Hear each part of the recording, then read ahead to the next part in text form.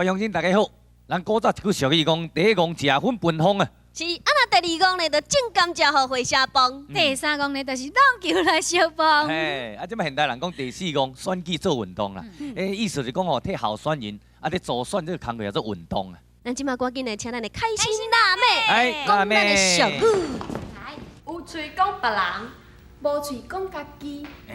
来，袂歹袂歹。这就是哦，生心要互讲，生这句喙哦要讲人，家己什物代志哦，拢毋先做检点就对。像即届选举哦，咱的媒体甲记者来讲，迄个喙偌贱啦，讲到喙角占坡，一讲讲拢咧想骂，拢咧讲对方的缺点咧，拢袂去家己是安怎？